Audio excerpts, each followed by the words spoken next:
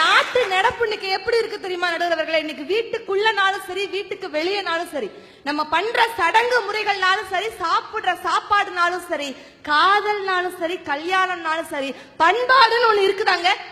கவிஞர் கண்ணதாசன் அழகா சொல்லுவாரு, ஒழுங்காக பாடப்படுவது பண், ஒழுங்குமுறை தவறாமல் இருப்பது பண்பாடுன்னு சொன்னாருங்க. அவர் கவிஞர் கண்ணதாசன் சொன்னாருங்க. ஆனா இன்னைக்கு காலையில பஸ்ல வரும்போது ஒரு பாட்டு கேட்டேன்.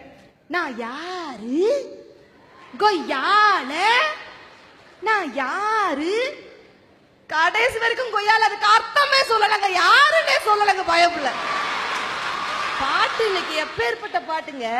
ஒரு காலத்துல எப்படி இளைஞர்கள் இருந்தாங்க தெரியுமா? கோமணத்தை கட்டிக்கிட்டு அப்படியே மாட்டை அடக்குனாங்க இளைஞன்.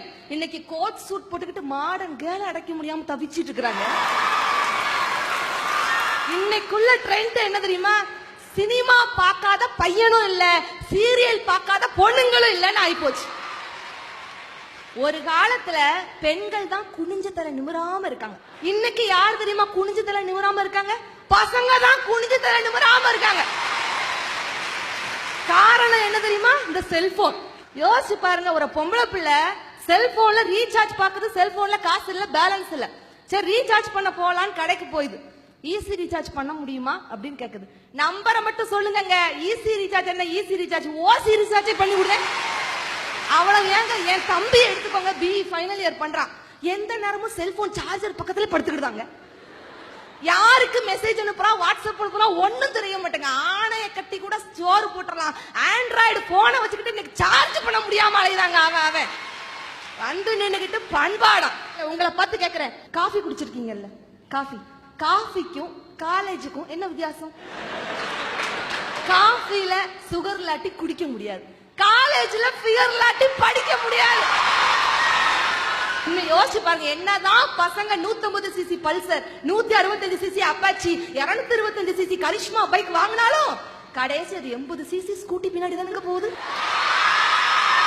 நடுவர் அவர்களே, உங்களை பார்த்து கேக்குறேன், நீங்க உங்க காலத்துல லவ் சாங் எப்படி பாடியிருப்பீங்க?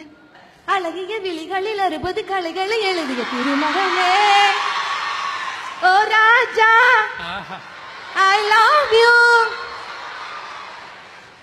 இப்படி பாடுனீங்க. ஆனா இன்னைக்கெல்லாம் இப்படி பாடினா காதல் செட் ஆகாது, பாட்டும் ஹிட் ஆகாது. ஏன் தெரியுமா நடுவர்களே? இன்னைக்கு மயில்னா ஆடுறதும், குயில்னா பாடுறதும், காதலர்கள்னா ஓடுறதும், பெற்றோர்கள்னா தேடுறதுமே எனக்கு வாடிக்கையாகி போச்சு நடுவர்களே. இங்க வந்து நின்னுக்கிட்டு பண்பாடு கலாச்சாரம் என்னத்த பேசிட்டு இருக்காங்க நடுவர் அவர்களே. கடவுள் திடீர்னு உங்க முன்னாடி வந்து நின்னு உனக்கு என்ன வரம் வேணும்பா அப்படின்னு கேட்டா நீங்க என்ன சொல்லுவீங்க? கடவுளே வந்துட்டு அப்படி இருக்குமா வரான். ஆனா எங்க கோவில்பட்டியில எல்லாம் குறும்புக்கார பசங்க இருக்காங்க. ஒரு பையன் திடீர்னு கடவுள் கோவில்பட்டியில எங்க பையன் கிட்ட கேக்குறாரு, உனக்கு என்னப்பா வரம் வேணும்? அந்த பையன் என்ன சொன்னான் தெரியுமா? எனக்கு அழகான பொண்டாட்டி வேணும் கடவுளே. சரி ஓகே, பெர்மிஷன் கிராண்டட், உனக்கு அழகான பொண்டாட்டி தரப்பா. சொல்லுப்பா உன் பேர் என்ன? நீ ஹிந்துவா கிறிஸ்டினா முஸ்லீமா?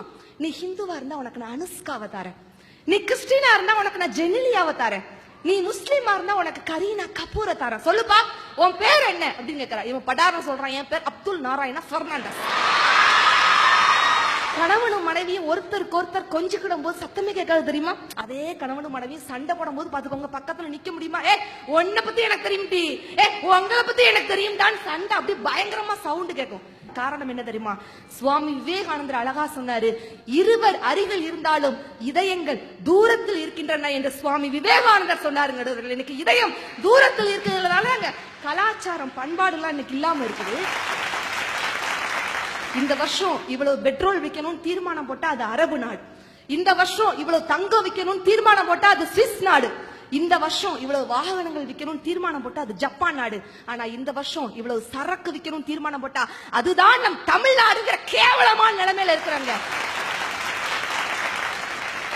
சுக்கு சேர்த்துக்கிட்டா சுகமாகும் உடம்பெல்லாம், மஞ்சள் சேர்த்துக்கிட்டா மடிந்து போகும் கிருமி எல்லாம், இஞ்சி சேர்த்துக்கிட்டா இடரில்லா வாழ்வு உண்டே, வாழை சேர்த்துக்கிட்டா வளமான நன்மை உண்டே, அருகு சேர்த்துக்கிட்டா அனுதினமும் நன்மை உண்டே, கீரை சேர்த்துக்கிட்டா கீழ் வயிறு சுத்தமாகும்னு பார்த்து பார்த்து செஞ்ச அம்மா அன்னைக்கு இருந்தாங்க. ஆனா இன்னைக்கு பீஸாவும் பர்கரும் சாப்பிட்டுட்டு எதிர்கால சமுதாயமே இன்னைக்கு சின்னாபின்னமாகி போய் கொண்டிருக்கிறதே. இன்றைய காலகட்டத்துல எப்படிங்க உங்க பண்பாடு போற்றப்படுகிறது? நெஞ்சில வார்த்தையும் இல்லாம பேசுறீங்க. இன்றைக்குள்ள காலகட்டத்துல பண்பாடு எல்லாம் வெறும் ஃபன் ஆகி போச்சு, கலாச்சாரம்னா சாதாரண கல்ச்சர் ஆகி போச்சு. அப்படின்னா இன்றைய சூழ்நிலையில் தமிழரின் பண்பாடும் கலாச்சாரமும் ஒரு காலமும் போற்றப்படவில்லை, அது புறக்கணிக்கப்பட்டு கொண்டுதான் இருக்கின்றன.